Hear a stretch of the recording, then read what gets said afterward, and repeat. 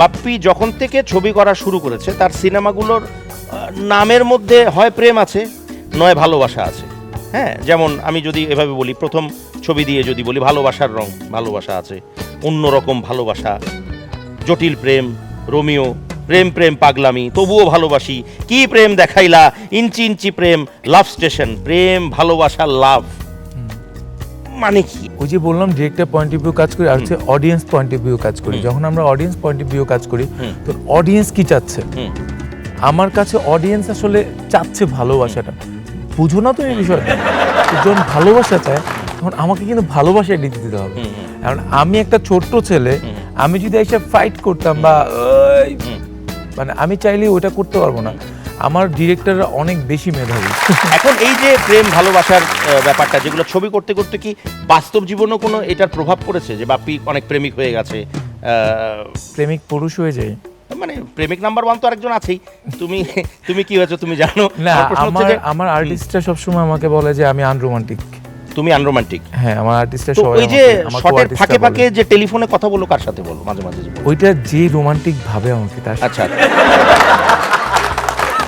হ্যাঁ, এই যে মাঝে মাঝে মানে শট দেওয়ার ঠিক 2 সেকেন্ডের মাথায় হ্যালো, হ্যাঁ, আচ্ছা, হ্যাঁ, শটে আছি, শুটিং, এর কার সাথে?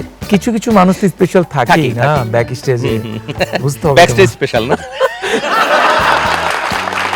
এমন 3টা ছবির নাম বলুক বাপ্পি, যে এই 3টা ছবি করে বাপ্পির ভালো লাগে নাই। ভালো লাগে না, মোটেও না। কেন করলাম, মানে কেন ভালোবাসলাম না, কেন এই ছবি করলাম, এরকম যদি হয়? আমি কখনোই বলতে পারবো না।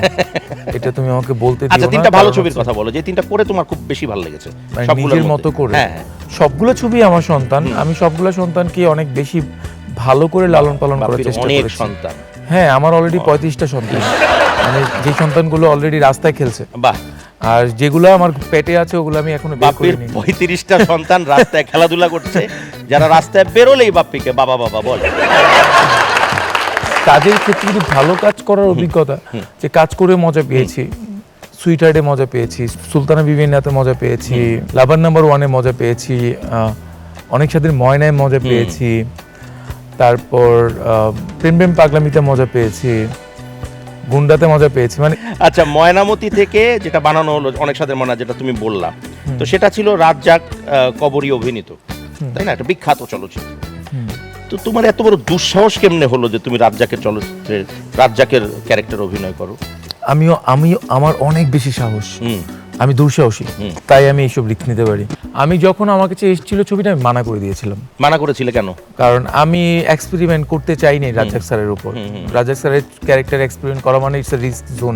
কারণ এই ইন্ডাস্ট্রিতে গিবত কোম্পানি যেটা আছে অলরেডি বলে যে গিবত ব্যান্ড। হ্যাঁ, গিবত band. We are introducing a new band, the গিবত ব্যান্ড।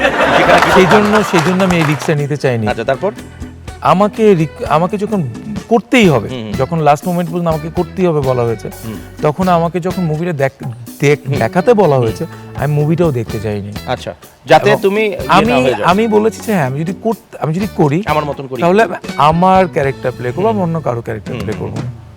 তখন আমি রিস্কে করেছি। বাট আমার এখনো মনে আছে, যখন রাজ্জাক স্যার আমার সাথে ছবিটা দেখতে বসেছিল, আমার পাশেই বসে উনি যমুনা ব্লকবাস্টারের মুভিটা দেখেছিল, এবং উনি আমাকে জড়ায়া ধরে বলছিল যে আমাদের সঙ্গে টেকনোলজি ভালো ছিল না রে, তুই অনেক ভালো করছিস। আচ্ছা, মানে যখন টিভিতে উনি বলছিল, এটা কি সত্যি? হ্যাঁ। আচ্ছা, এবং ওইটার চেয়ে বড় শান্তি আর কিছু হতে পারে না।